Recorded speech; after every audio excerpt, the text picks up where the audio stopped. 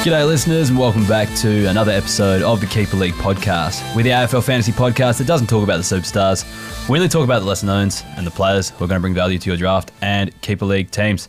My name's Heff, and this week in the studio joining me is Aaron Bryans from ABC Grandstand SA and the ABC Commentary Team. How you going, mate? Good, mate. Yeah, much more up and about now that Port Adelaide are playing some good football. It's been a rough kind of month where the Crows have been great, and I don't support either team, by the way. I just like calling good games. Yep. And I was a bit kind of dreading this 3-game stretch of Port Adelaide at home, but they're looking much better now. Yeah, you were saying before before you got in the studio you were kind of not looking forward to the game much, but then it turned out to be a lot better than it actually was. But do you reckon, I don't know, do you think it would have been better if it was a closer game with Port Adelaide, or what do you reckon? I'm just happy that they're moving the ball. Yeah, okay. Slicker. Just better to watch. Kind of thing. The problem they kind of had over the last month was Ken Hinkley was really hell bent on changing up their game plan and being very handball happy, and they've gone back to kick mark uncontested, and it just looks better. It's fun. Yeah, crowd enjoys it. Yeah, definitely. So hopefully it leads to some good games. I could talk about Port Adelaide all day, but I won't. I'll move into the show. But I saw that they've been sending you around the country a little bit lately. Been doing a few games in a few different cities and things like that. Picked up Canberra, which was 5 degrees. That was good fun. Describe the Canberra commentary box for us. What's it like compared to and thankfully it has an aircon. So I wore 5 layers on the way to the game, just walking from the hotel because it was 5 degrees. And then got there and it was boiling hot because someone had set it to 27 degrees. So, had an absolute blast. It's very tight to the point where the commentators are side by side at the front and the experts stand behind you. Oh, wow, okay. They don't even have a seat. Yep. But no, it was good fun. We ran into Adam Kingsley afterwards. He was pretty ropeable because the Giants had dropped that game. Out to the pub with Joel Fatful, good fun. Always nice. See some punters. So I do enjoy those travel games. So heading to Melbourne in a couple of weeks and been all over the place the last kind of month. So you don't have the cruisy beer fridge like you do at Adelaide Oval? No, it's not as glorious as Adelaide. I've set that up very well over the last few years. So it's good to hear. I actually had my second taste of commentary 2 weeks ago. The Norwood Oval commentary box was actually outdoors where we were, so that was pretty cold out in the rain. But were you in the actual ones where they had designed like the commentary boxes for gather rounds where they're proper squares? No, I think we were in one of the older ones. Right. I think they had like the old coaches' boxes. Scoreboard owners and stuff like that. They were in those kind of boxes there, so they left us out in the lurch. Rightly so, because we're very amateur at what we do. But my preparation for the game, I built a footy numbers version of the game I was commentating. That's to learn real smart. all the numbers. Because it's all memory game, isn't it? Yeah, exactly. And then within probably a day, of just playing it, I played it at half-time of the footy, quarter time, that sort of stuff. Just played it when I had a spare moment. And I'd learned all the players' names in a day. So last year I had no kind of research, just went in dry and knew nothing. This time I knew all the players' names, everything. It makes such a huge difference. But the number one piece of advice you gave me, I think a couple of years ago, was call play, not players. You know what I mean? So, if I don't know who someone is, you just say the team name. Yeah, a lot of neutral ball. Yeah, and you feel like when you do it, you're cheating a little bit, or neutral ball is the perfect way to describe it. Yeah, you feel like you're cheating a bit, but when you watch it back, no one actually notices, at all. If you say, South Australia's got the ball on the half-back line. But also, if you're overdoing it with player names in leagues where people might not know the players anyway, it's handy to say the teams. So, yeah. It's a bit of craft, but it sounds like it's going well. No, exactly. Well, I was saying last week on the show, it's something I love doing, but it's something I'd probably have to give up this to do it. So, I don't think I'm kind of there to do it, but it is good fun to get a taste of what you do at a much more amateur level. I always try to explain that to my wife, that there is a lot of work that does go into it. It's not just watching footy through the week. Absolutely. Yes, I wish my partner would say the same, but it's fantasy podcast. But anyways, we'll get stuck into the show, into the round review. Only the 7 games this week, I believe, so should be a short, sharp, shiny one. We'll start off with the St Kilda versus Western Bulldogs game, and not much to talk about from the Saints' perspective, really. Saints just gave up 8 100-plus scores, and the only players that really scored well for them were the highly owned players anyway. I guess with the Dogs, Bailey Williams had 133 points. He's been playing on half-back a lot more this season, traditionally been more of a wingman. Do you reckon that's more because Johanneson's been missing all season, or do you reckon they've just settled him back there? Johanneson, and I think they've got a ton of mids now, so they're almost forced to play some of them on wings. So we saw Riley Sanders do that during the week. Sam Davidson's been doing a bit of it. So I think because you've got Liberatore, Bontempelli, Treloar, Fraser, Sanders, Davidson. Always one of them seems to be on the wing, like starting off and pushing in. It's just forcing everybody out, which means, Bailey Williams, who's probably normally on that wing position, is now more in defensive 50, picking up his heavy marking game. But he has these scores in him, doesn't he? Does. It feels like once every maybe month and a half, like he drops a random 100 out of nowhere and he looks fantasy viable because his average kind of pushes to 70, 80. Yeah, definitely. And it comes up against Richmond this week, no offense. So it should be a good scoring game as well there for him as well. So it might be a little bit of a waiver wire pickup. If certainly a 1 weeker maybe, Yeah. Riley Sanders, 100 points. Riley Sanders, 100 points. I reckon we made him too good for the podcast a few months ago because he got 3 80-plus scores in a row, and then he's been shit ever since. But that was when like Treloar was out, and I think Bontempelli was still out at that stage. So, but then like he looked good this week. Like first kind of game where I've watched him really closely, or maybe he's just stood out enough to actually notice him more.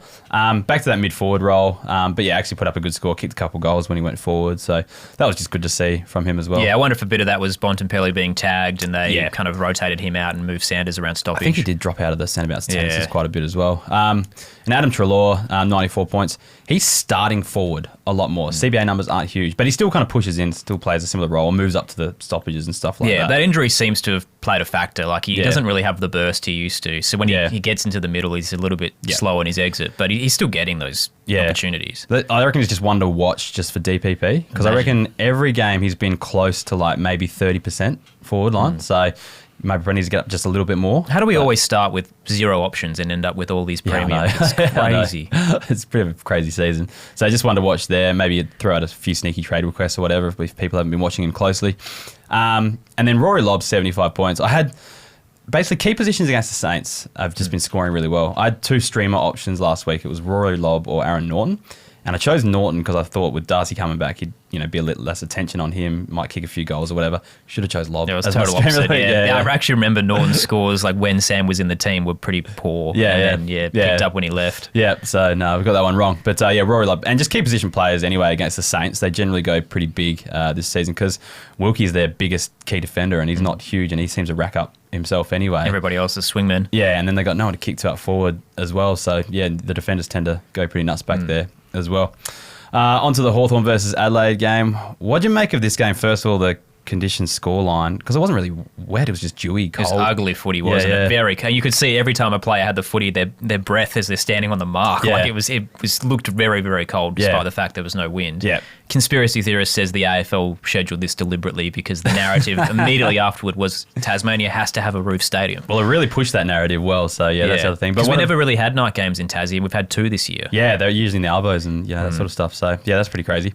But also just on the Crows, like, what do you think of their performance dropping this game in such a commanding position after a good win over Brisbane, who, maybe, last week we're thinking lock for top 4 and now we're thinking, well, lock for even, almost a grand final berth, maybe. And now it seems to kind of faded away on that, rhetoric. We're very close to the lid being off, I think. And I'm still a little bit hesitant just to fully commit to Adelaide because they feel good but not great. They do a lot right at their bookends. Their forward line is so efficient with its scoring. Contested marking's amazing. Defensively, like Josh Worrell's in All-Australian form. I think they're doing a great job there with restricting score. Midfield's got a lot of depth, but if you actually look at the A-graders, I feel like when it does match up against some of the better teams, it's getting exposed a tiny bit. Yeah. But the Hawthorn game in Launceston was... It should have been won by them comfortably. They had way more opportunities, in particular the first half, and they kicked 0 goals 7 from their key forwards. Yeah. They let that slip, and what it's done now is it probably means Adelaide and Hawthorn are fighting for that 4th spot. I think the rest, Collingwood, Brisbane and Geelong probably feel almost locked in a top 4 sense. Yeah. So Adelaide, I have no doubt they're playing finals, if not, semi-final, maybe prelim. I just think they're not in that upper echelon just yet of where Collingwood currently is. I said that it's still a Crow supporter on the weekend at my son's soccer game. Like sometimes, like with a team like this that haven't been around finals for a while, they just need the experience. Like, and it might take a year or 2 to actually get them to that kind Learn of how to win some close games exactly. and actually put the foot on the throat when you're dominating the way they were. Yeah, exactly. But onto the fantasy side of things. Jarman Impey, last week on the coverage, it's the first time I'd ever heard him speak before. such a delightful He's human. awesome. We've had him on ABC Sport a bit as well. Yeah. He really understands the game. He's very eloquent in the way he delivers But it. just such a nice guy as well. But he's a good talk, doesn't understand the game really well. Like the way he kind of described the way like the patterns and things that Hawthorn were trying to, or just the kind of tactics they were trying to use and stuff was great. But yeah, just a nice guy as well, really well spoken. But anyway, he's had back-to-back scores, Jarman Impey. He's had 2 different roles in 2 different weeks though. He played forward, got moved out of the back line last week. This week they did play him back, but Carl Amon got moved out in the second half, and that's kind of when he went nuts as well. So just not really sure what to make of it at the moment. Yeah, the numbers are great, aren't they? I think it's 85 across the last 5 games and maybe 95 across the last 4 because of the 121 you throw in. So he's been in pretty good form considering the start of the year he was a lot quieter. And he had a few weeks off with personal issues, I think, or something that he was out with. So it kind of seems sporadic, like as but well. At least he's getting that freedom. So the ability to start down back and then float up the wing because he's got that speed. His disposal efficiency is usually really good. So I guess the shuffling of the magnets from Sam Mitchell. But at least it hasn't really hurt him in those back-to-back scores. My thing is just like on the Hawthorn back line, like, does it feel like they have too many of the same type player, or just kind of... It's a lot of running halfbacks, isn't there? Is there not, or maybe not the same type, but just is there not enough points to go around for all of them? And what happens when James Sicily comes back in is probably the other one. Because that moves on to the next guy I want to talk about, Josh Weddle. Like, he's been massive since Sicily has been out, really. I think I'm going to have to make him too good for the podcast, because now he's like, our gripe with him was he's just never in a consistent role that he could pick up each week. And he's been given, 3 or 4 games at halfback now. And he's scoring well each week. Which is weird because like neither Weddle or Impey play the way that Sicily does. Like he's very intercept, but also lockdown, and both of them are more free flowing.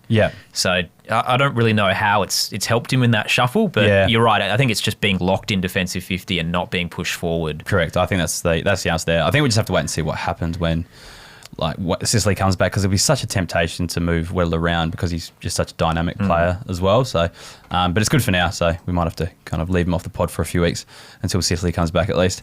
Josh Ward's actually auto-qualified for Too Good for the Podcast. He's got the 3 80-plus scores in a row. And another one, just another consistent role. Like, he's been used as a winger his whole career so far. Was drafted as an inside mid. You play him as an inside mid with reasonable opportunity, and just look what Weirdly, happens. on the weekend, his centre bounce attendance has dropped, so he was more kind of on the wing and then coming in. But if you look at his disposal map, it's everything around the centre square. So he's always kind of waiting for that ball to get out of there. Now I picture it, I can imagine him. I'm imagining him around the So, I mean, I don't mind that role for him. Neither. So, but yeah, good scores. And the Cam McKenzie thing, like, we're always wondering whether they bring him in, whether that will affect him. He played well in the VFL again. Did play well in the VFL on the weekend. But given that Warple was out and they didn't really bring, who did they bring in? Huswaite in instead? Who didn't play well. So, I don't know. It's just interesting to see that maybe McKenzie's a long way off, really. But anyway, Isaac Cumming for the Crows, 81 points. He's just been up and down. You can't really trust wingers that much. But he has this ability to hit the scoreboard, which I wasn't really anticipating from his arrival. So I think that's kind of what's helping the fluctuation. Like, he's getting... If he kicks a goal. He's getting close to 17, 18 touches a game, but every now and again he kicks 2 out of the bag, and that kind of pushes him higher. Yeah, maybe that's the case there. Dan Curtin's one I've liked. I made a video about him last week because he's been pushing up to that wing over the half. It seems like Nankervis went out the side. They moved Curtin up to the wing a lot more. And I don't love the wings, as I was saying before, but like, given that he's just got forward status, takes a few marks around the play stuff, he's good for like a 70 in this role, I think. Yeah, the worrying part moving forward is I don't think they can persist with the 3 tools, Adelaide, especially after you kick 0 goal 7. And I crunched the numbers the other day. Taylor Walker averages 1 touch in final terms across the last 3. So I'm very worried. He starts really hot and then just disappears. And Dan Curtin is so versatile that if you played just Fogarty and Thilthorpe and you needed the 3rd tool, he could do it. And then he could go to wing or defence.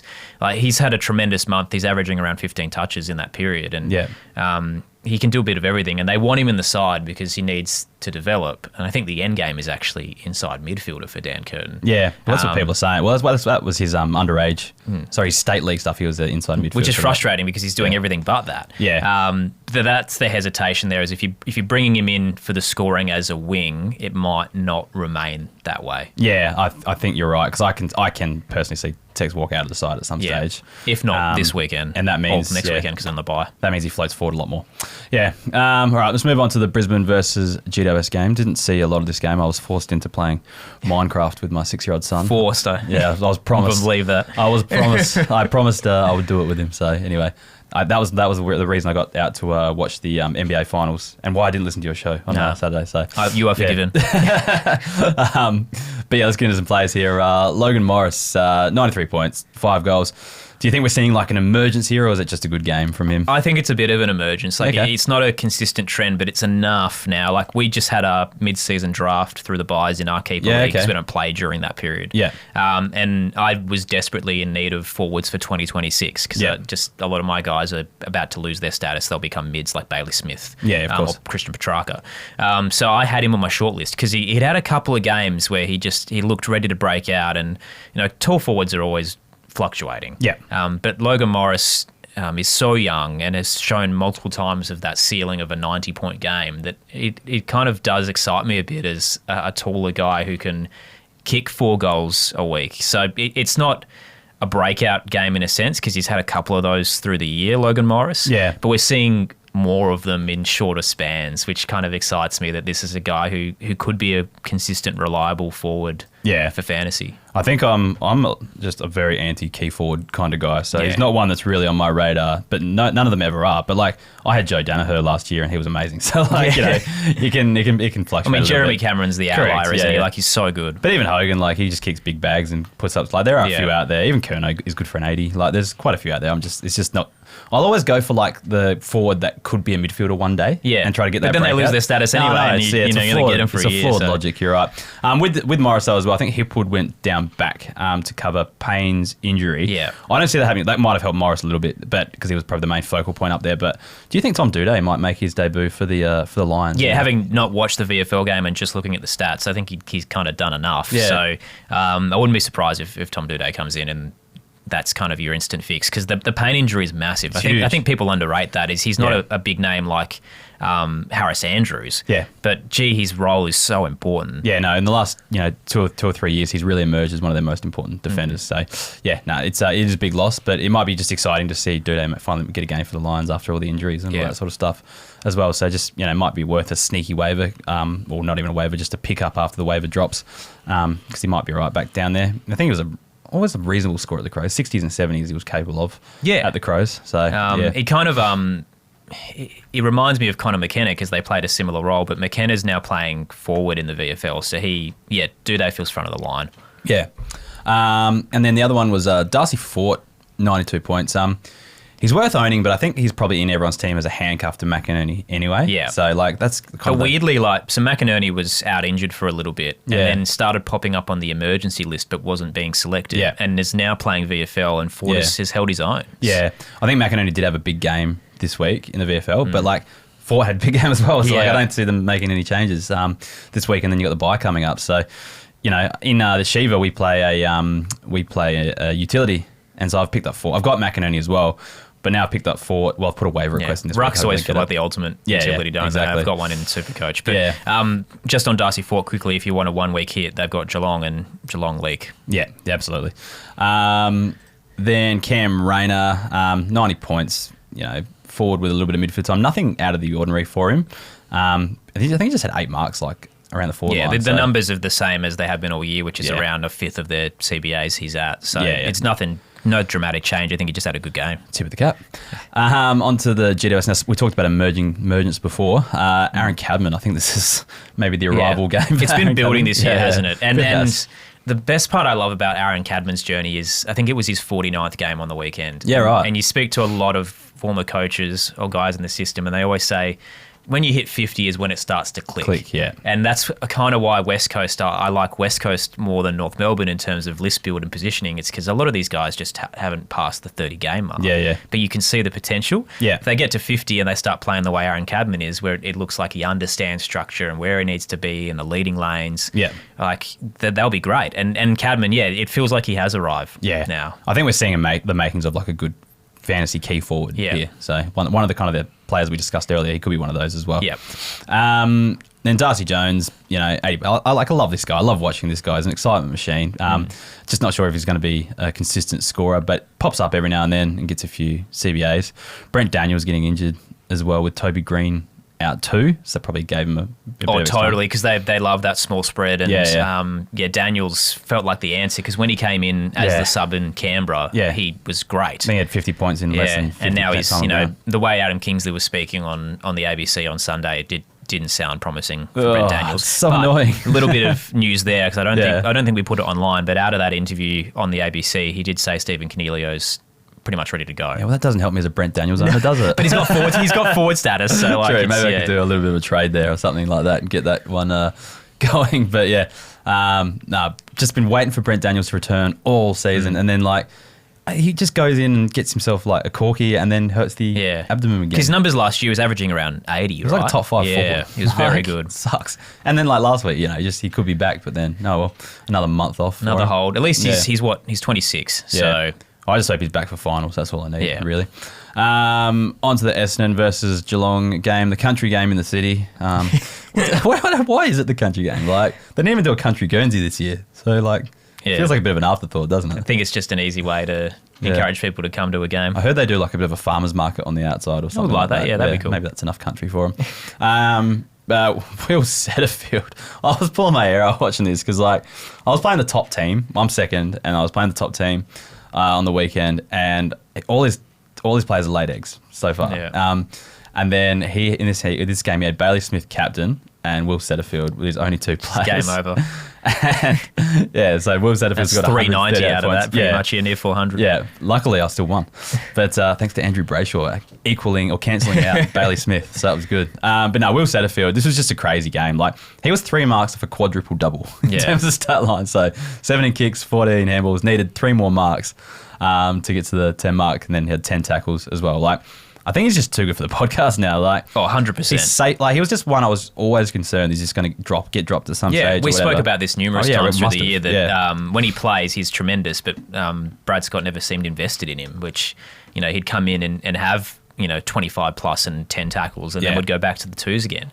But now the issue is Dylan Shield has fallen away dramatically. Yep. Ben Hobbs hasn't played very well. Elijah Sardis doesn't run defensively. You were right the first time. So Sardis, the way he kicks the ball is a bit of a Sardis. But like the depth of their midfield in terms of their youth just haven't banged the door down, which means he gets to hold his spot and dominate. Yeah, no, I think exactly that. Like, he's just firmly in that midfield mix. He can be accountable on a player, but he can also win his own football. Like, he's just a great addition to that Essendon midfield. Also, Merritt's probably getting taken out of there a little bit, just trying to, I don't know what they're trying to avoid the tag, play him in more a damaging half-back role or whatever. I'm really eager to see his actual heat map numbers and see if he ends up maybe becoming a defender. Getting close, yeah. And then Zach Johnson, I think, is the talk around. I think he was the most requested on Keeper fantasy platform this week. 104 points. He was picked 70 in the draft. Listed as a mid, but playing halfback role, and it's just a nice role for him, really. Like, all of his disposals on the heat map are in defensive 50. Yeah. So he's really relished the injuries around him. Yeah. Unfortunately, for those who want to invest, Redmond and Ridley are 3 weeks away. Correct. So by the time we kind of wrap up the bye period, they're going to be back in. Yeah. So does that hurt him? I don't know. I think it does. Like, it's hard not to. Like, I always think Essendon just have so many of these outside types and not enough, players in good positions where they need them type thing.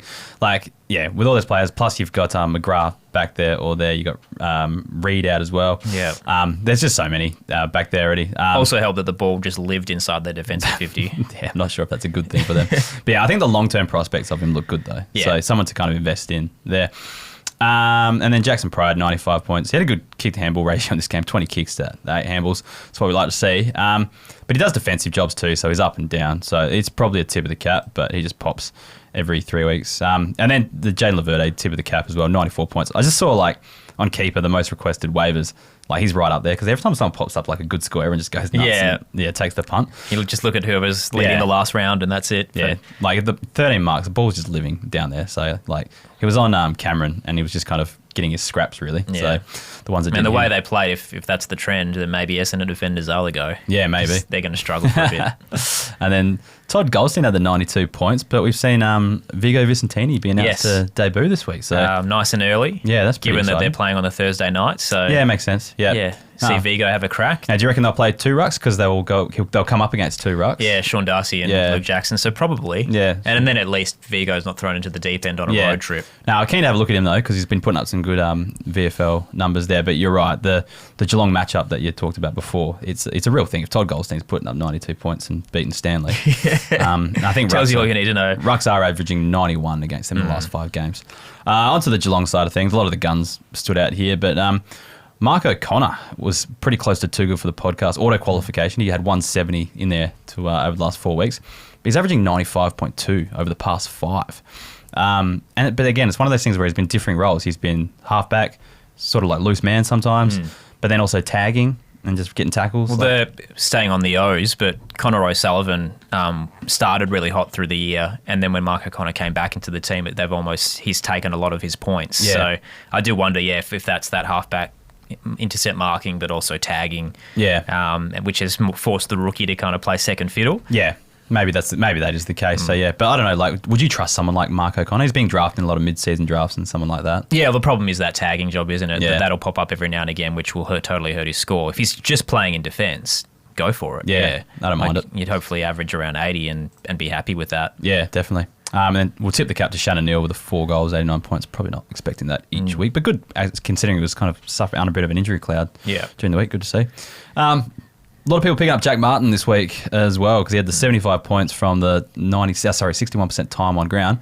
Would you be a buyer here? Or I've come so close to picking him up in my draft league because he has these flashes where he's scoring really well for a quarter. Yeah. Usually early as well, and then just totally fades away. So I'm not quite there yet, purely because the injuries, the soft tissues in the past, like he could just fall away any moment. But when he is out there, he's looked great. The role works well. He's doing it on limited time. So it's such a gamble. Like I'm not confident enough yet to jump on, but I could totally see why you would give it a crack. I don't think he's had like a 65 plus average season for about 8 years now. So he was 80s when he was like in his 4th, 5th, 6th year type thing. But just struggling to put it all together, or just stay on the park really. So, but they've been slow building him back on returns. So maybe we're only scratching the surface of what he could do, and he ends up being an 80, 90 guy. I'm leaning towards maybe avoiding though. I reckon. North Melbourne versus Fremantle. It's not a bad game in the end on a Saturday night. Pretty scrappy skills and a bit of wet weather, but a close one. If you're a Dockers fan, it was probably a pretty rough game. Or if you're just a massive, if you have Andrew Brayshaw captain, maybe. Or Sarong even as well. First one I want to talk about in this game is Luke McDonald. Another one of those players that's just been smashed in the waiver wires this week. He scored 100 points, but he's had the 3 weeks of 75 plus.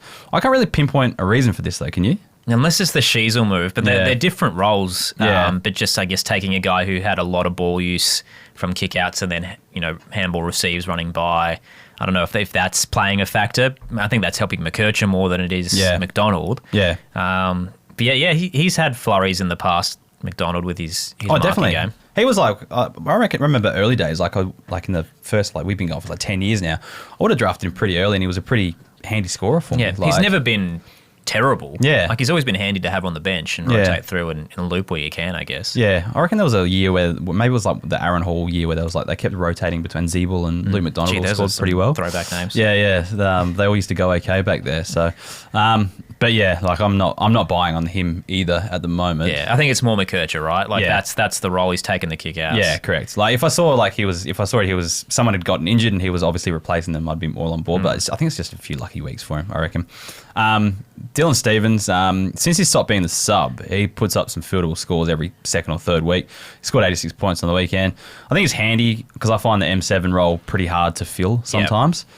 But he wouldn't be a keeper in too many sides. Yeah, eating my words on this one because I think I mentioned last time I was on that I don't like the way he plays. I felt like a lot of his ball use just wasn't going anywhere. Yeah. But he still keeps doing it, right? He's still getting 20 touches a week. So from a fantasy perspective, he's great. Yeah. And I was just concerned that he was, going to end up being the sub or dropped because he just wasn't damaging. Yeah. But I think he's starting to really hold his own. Yeah, no, I think so too. And then he's holding Bailey Scott out of the side as well. So he's doing enough to keep playing each week. And he's not really starting Bailey himself. Scott hasn't been great either. Nah. So I think he holds his spot for a bit too. They don't really have that many outside runners really. Colin McKercher, we almost brought him back to the pod, but we just mentioned that halfback role seems to be real. He had an interview last week where he said, expect to play halfback. Yeah, Sheasel's basically confirmed now as a mid forward. Yeah, so that's good news for owners there, and I think he's going to be a pretty popular classic trade-in if he wasn't already last week. Onto the Freo side of things. What do you make of Matthew Johnson? Like, I feel like we talk about him every second or third week because he'll put up a good score and then go missing again. Is it just a case of that Freo midfield is just going to be too good with young players in it, and it's going to be too hard to break in? The other flag there is like Nathan O'Driscoll hasn't been playing. Hayden Young's obviously a while away. Jager Amira's probably a week off as well. So, like, when he gets his opportunities, he is getting 20-plus touches. Do you know anything about O'Driscoll? Because I've seen he's been in the Waffle for 3 or 4 weeks now. He was pretty much confirmed to play before their bye. So he played in the Waffle. He was ready to go. I think the coaches said he was going to play. Maybe he's working through something. And then just, didn't feature and wasn't even an emergency this week. So I have no idea. Because I brought him in my draft. Yeah, right. Ready for him to come back, and he never has. Yeah, well, there might be a sneaky waiver, but he doesn't seem to be getting a game, at all. I don't know. Matt Johnson, I think it's just he pops every now and then, but it's going to be hard for him. Now, Fife, did you see the crowd when he came on? Yeah. It was absolutely mental. And then with his first touch and everything. Cold hero. Yeah, absolutely. Scored 22 from 28% time on ground. He might be like, I saw... there was an AFL.com.au article, I reckon, saying that they've basically timed his return perfectly. I don't know how much you read into that because he got injured twice in the preseason. But yeah, do you think he remains as a sub or gets a start? And can he put up maybe get forward status and put up an 80 here and there? Yeah, I'm sure eventually they're building him up to start playing more. Yeah. As a more permanent role, but he almost looked ready on the weekend. Like as soon as he came on, he was. Right, I still think even if he starts, he probably ends up being subbed. Yeah, like true. it would be one or the other moving forward because that longevity in how his career's developed and his health over the last few years, I just can't see that being permanent. And the problem with Fife as well was last year when he was starting, he still wasn't scoring overly well. Like even as almost a key forward.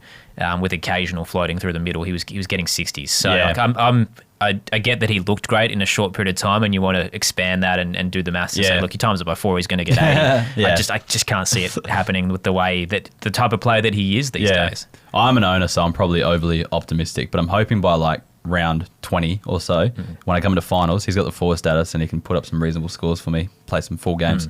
That's my hope.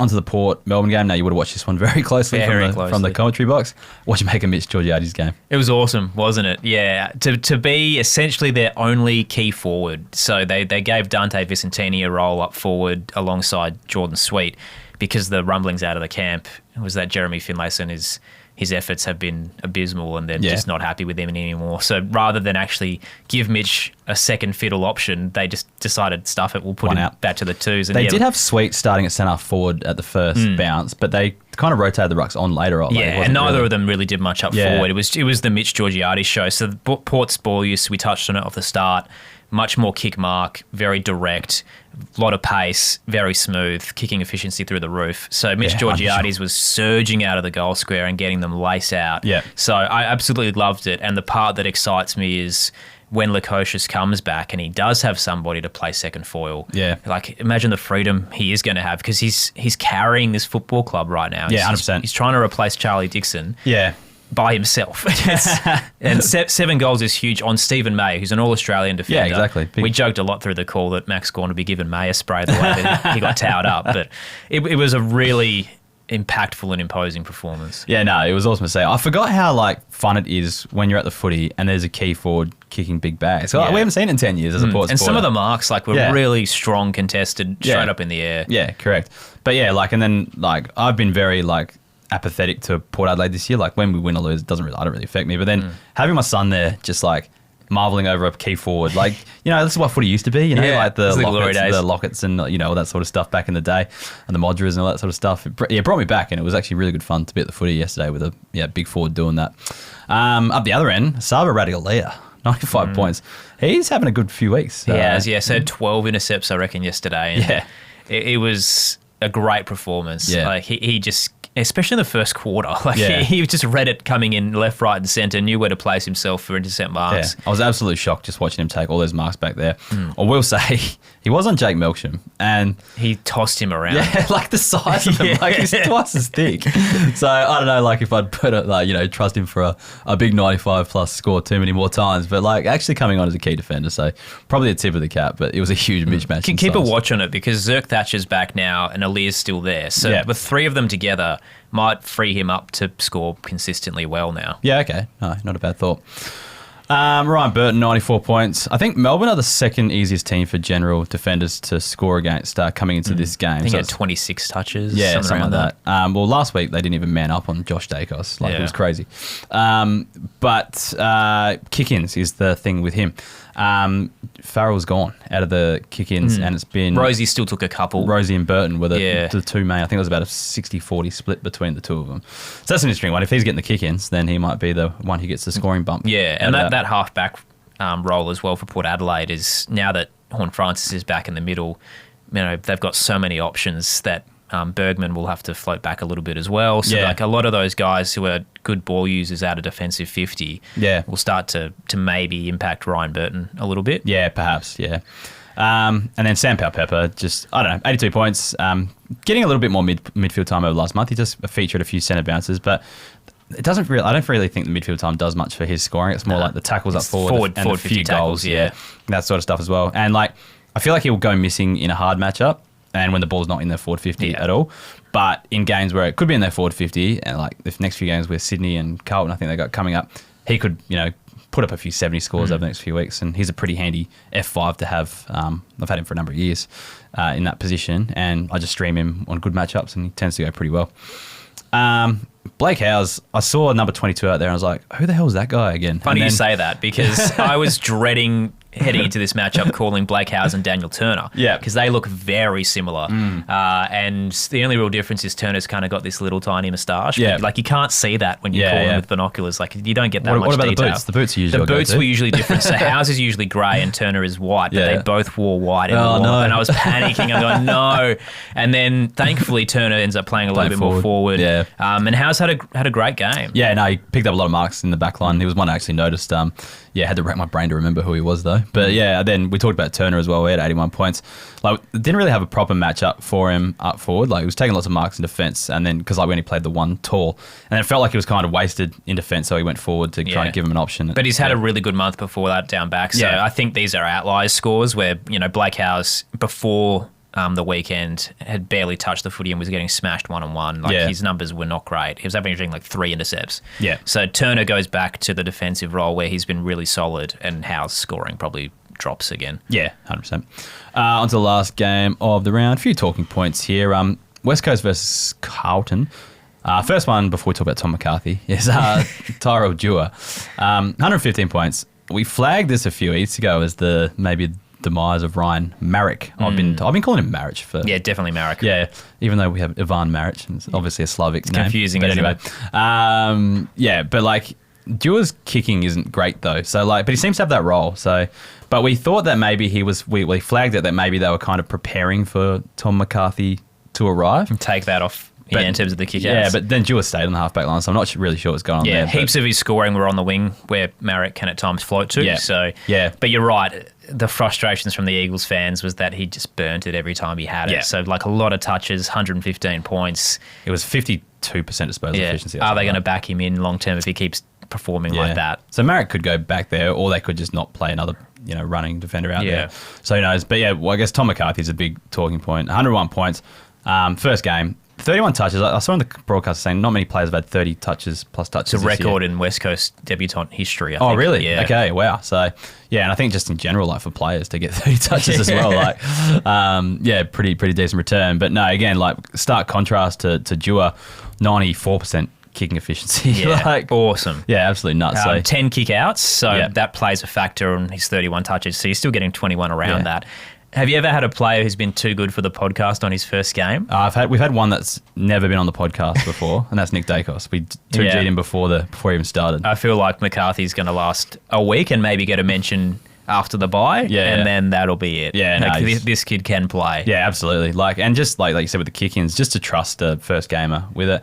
I heard he was going to debut last week, but something came up and he had to stay in Perth for the weekend. Yeah, personal reasons. Yeah, and then like I was going to jump on him in Classic and panicked because it was the last game of the round, and there's that sub risk. Yeah. And then the rumblings were through the week when Brady Hoff was the laid out, that it kind of freed him up to jump into the 22. I think he might have been in the sub. Yeah, okay. But the way he played, like that's not reverting back to what it was going to be. Like Yeah. the Brady Hoff thing's a little bit of a watch because that's another guy who can fill that defensive. I think they're 50 keeping role. Hoff in the But midfield now, so Yeah. I don't think they need him defence. So yeah, no, I think that's going to be a good pickup for. I think I did 2 mid-season drafts where he went at pick 1, and I think he's going to be a good get for them. So Harley Reid, 91 points, just sort of good to see him put up a decent score, but He's building really well. he got a bit more hype over the last few weeks, hasn't he? Like he just looks like he's kind of turning a bit of a corner. And they've consistently put him in the middle. Like his Yeah. CBA across the last month is above 60. So he's doing a really good job with the minutes he's getting. It's rumblings are he's going to stay. So I don't know if that's playing a factor, but he looks happy and playing better with freedom and not as aggressive and giving away free kicks. So yeah, all signs point towards the guy that we've been hyped up to see. Yeah, apparently he's going to stay at the West Coast Eagles for another year. Yeah. That's the talk. So that's good to hear as well, if it happens. And then I can't remember if we made Elijah Hewitt too good for the podcast last week. We should have, but yeah, he is too good for the Just podcast. on those CBAs, so Reid and Hewitt have been locked in the last month. Yeah. Like it's been those two and the rest. See, now you've mentioned that thing about West Coast and the age profile and stuff like that. I think you're on the money. It's coming together, isn't it? It's actually going to be okay, yeah. Because you look at North's 22 and a good half of them are just nowhere near the mark. Like they wouldn't get games at other teams. Yeah. Whereas West Coast, you go, yeah, look, they're inexperienced and a lot of the time they're burning the footy. But the structure's there and these guys have talent. Yeah. And yeah, I'd rather be West Coast. Yeah, right I like that call. And then moving on to the Blues, a lot of them were like, I think they're more tip of the caps for them.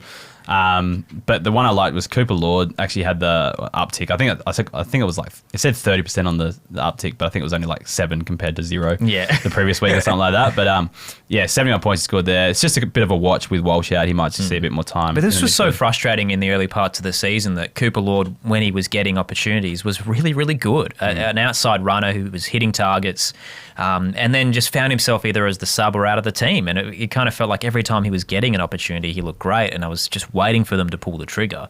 And now that Walsh is out, as you said, 6 weeks, hopefully he gets a good, clean run at it. Yeah, 100%. And Walsh is also on my never again list in every format now after that injury. I actually brought Hewitt in this week before the Walsh injury because I know a lot of people were going Sam Walsh over him. Yeah. And I didn't understand it. If you put the numbers across the season, the numbers across the season just didn't favour Walsh. Yeah. I don't know why more people aren't going to Hewitt, but he's a disposal guy, whereas Hewitt's a tackle guy. Yeah. And you need that extra incentive to get to the high scores. Anyways, I'll await the hate mail for talking about Classic for a few weeks. Apologies. There. No, that's all good. Then, like Sard 98, Haynes 95, Fogarty 90, Jackson Binns 89, Mitch McGovern 81. I feel like a lot of this is... Haynes is a cheeky one just quietly as well. Like he's had another really good month for a guy who is probably on most people's lists in deep keeper leagues. Yeah, he's picked up both of mine. Like I've got him as a 1-year wonder and he's been awesome. Yeah. I've looped him off the bench most weeks. Okay, good. Yeah, okay. Because he's really building some solid form after the slow start. Yeah, nice. All right, that wraps up the round recap. Let's just get a few questions. Not a lot coming through at the moment just because of the bye rounds. I don't think people are paying too much attention. But I forgot to do this one last week. This is from Gumnuts on the Discord. He said, what strategy and direction do I take when I'm in the second year of a rebuild and can only keep 14 each year in a 5-7, 2-5, 2 rucks? What the hell are you doing? Anyway, hopefully not a deep league. Yeah, so. hopefully. Where do you find the balance in trying to play the waivers each week to scope potential talent, knowing they might not make the cut for the final 14 keepers, as opposed to holding onto any players that are potential keepers further down the track? Let's try to give some advice here, I think. Well, I guess like the first thing when you're rebuilding in the second year as well, just trade off any older players that have value. I think that's the big thing that you need to kind of prioritise. I traded out Gary Ablett Jr. in his second to last season when he had forward status, and I traded him for Brayshaw, and Brayshaw was in his first year, and that's the greatest trade I've ever done. I think if you're all in on the rebuild, Yeah. and you understand you're not contending this year, and you've got to keep 14 players, I would be doing as many 2-for-1s as you can. So here's a veteran guy who's handy for a premiership side this year, and here's maybe one of the younger guys who I like, but I could get better. And then suddenly, if everyone's dropping players and you can only keep 14, you're instantly back in the mix if your 14 players are ready to go next year. Yeah. So I would literally just be prioritising getting in the best possible players you can. So your waivers that you're bringing in, either they're punts on guys that you're hoping are going to be great, or they're guys you can bring in and maybe flip in a month's time as part of your multiple 2-for-1 trades, and just make those 14 players better. Yeah, and its sole focus is on those 14. I don't really stress about anything else. Yeah, as well. Wouldn't worry about filling out your team because you're just going to drop them anyway. And I think with waivers, just don't get sucked into it. Like, classic example this week, I've seen so many people just chasing the guys who, like, the Luke McDonalds who put up 100 this week and stuff like that. Just like assess long-term and team composition. Like the guys you want like is the Zach Johnsons. Yeah, exactly. If you bring in Zach Johnson and he goes 100, 100, 100, then you can trade him. Yeah, 100%, and get something decent for him. The bench asks, what is your biggest keeper league trade regret? Ooh. Have you got one? Yeah, early days when we started up our keeper league, I had a really good first draft. So my team was pretty stacked, and we do the same where we keep the on-fields and we shed the bench. So I had to shed some guys. So I was like, I'm going to go all in and exactly the advice that I just gave then, which was I'll package up 4 premium guys to get the best player in the game. So I gave Noah Anderson, Hayden Young, Jack Steele, and something else for Clayton Oliver. Oh, no. And that was right before he had his massive off-season bender, and I've still got him now, but out of all those players, like Noah Anderson, I mean, all of them were probably better than Clayton Oliver, and it just, at the time, it made sense. Yeah. Because he was averaging 120. Yeah. But yeah, that cooked me. Oh, that sucks. It's a lot of value in the bin. I've had probably too many to actually name, but listeners of the podcast will know them all. I traded Bont before his first game, so as a rookie in his first season, for Jack Homsch. Jeez. That's horrific. I needed the story is I was sitting bottom of the ladder, and we have like big punishments for donuts and stuff like that, and I needed just a player. Jack Homsch, after the first 3 rounds, was averaging 70, and I was like, I think he was pretty early on in his career at the same time as well. I was like, Bont hasn't played a game yet. He's probably going to be good, but he might not be. I'll just do it and avoid the punishment. That's rough. And then, Bont is like one of the greatest player of all time. Yeah. And then the other bad one I did was, it's not looking too bad now. Actually, no, it's still bad. I traded Will Day for Daniel Rich in Rich's last season, because I figured Will Day would be a mid-only, like a winger, I thought, for his whole career, and not an inside midfielder. And then the injury-prone nature, whereas I was chasing a flag when I did it, and then I didn't win the flag, and Daniel Rich retired at the end of the year. So I had one literally last week. What are your thoughts on this? I traded Harley Reid for Sid Draper. Okay.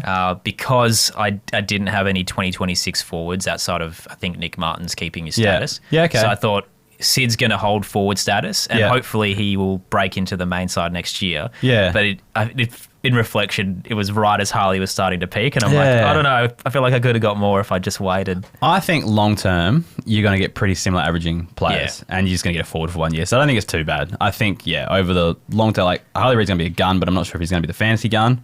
Whereas like Sid Draper, I'm pretty confident it's going to be a fantasy gun. Yeah, as just well. needs to break in. Yeah, exactly. But hopefully he doesn't break in too much, because I need to keep that forward status. Let's keep it for this season. And then Liam Hartley wants to know, who are your top 5 most disappointing players for this season so far?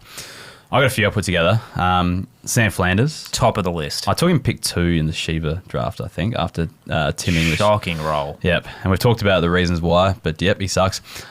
He's playing forward. It's awful. Brent Daniels, just for their injuries for me. Like I was expecting so many people took him as like a top 5 forward potential this year in drafts, and just can't get on the park at the moment. Dan Houston, he's struggling in the Collingwood system. Do you think that's the issue? Yeah, because he's still getting a fair few touches. Yeah. But it's just not hitting that ceiling that he used to, is he? Yeah, and he's not doing it consistently as well. That's the issue.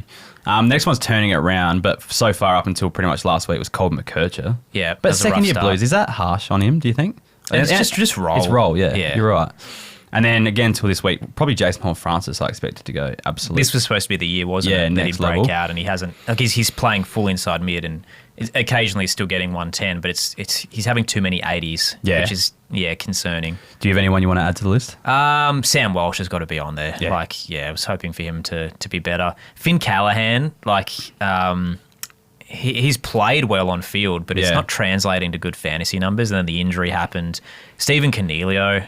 I kind of expected it, Cornelio, to be honest. But yeah, you're right with Callahan. I got him pretty late in the Shiva draft, but the way he started and the way he kind of meandered off a bit, then injured, and he pops up with brilliance. And it kind of did feel like before he got injured, he was maybe starting to get going again. But in deeper leagues, I had Isaac Cumming in a draft league as M4, and I was hoping for more half-back, and the wing just hasn't pushed him towards that bigger scoring. Yeah, he's definitely a winger these days. Half-back rolls over. Anyway, we might wrap it up there. Anything you want to plug other than listen to you on the ABC Listen app? Yeah, just jump on the Listen app. Every game's available. SA Grandstand's available every Saturday, 10:30. If you want to hear the local show, we talk a lot about Adelaide and Port Adelaide and try and get as many inside scoops as we can. But yeah, otherwise just tune in. I know it's really awkward at this stage of the season where we start to see a gap with some of the better teams and the worst teams, and it gets cold and scoring drops. It's kind of that awkward period that where there's not enough games on and there's a bit of overlapping, but just stick fat because I feel like this is going to be a really cool end to the year. Yeah, I think so too. I do listen to your show quite often because I'm usually in the car when it's on, and I do know that some of the questions you ask, I think that is a fantasy question. Yeah, it's usually around subs. It's always like, what's going on here? Yeah, a few sources there, so I do enjoy that, and I get a good chuckle every time they knock you back and don't give you anything. It's we always try our best, even like roles. Always love to find out like who's swinging where and what the midfield's going to look like. So. Yeah, no. Anyways, thanks for giving up your time, joining us on the podcast. Thanks for having me on. Get around us at Keeper League Pod on all the socials. If you want to support the podcast, it's within your means. Please sign up as a member. And I think that's about it. We'll talk to you next week. See you later.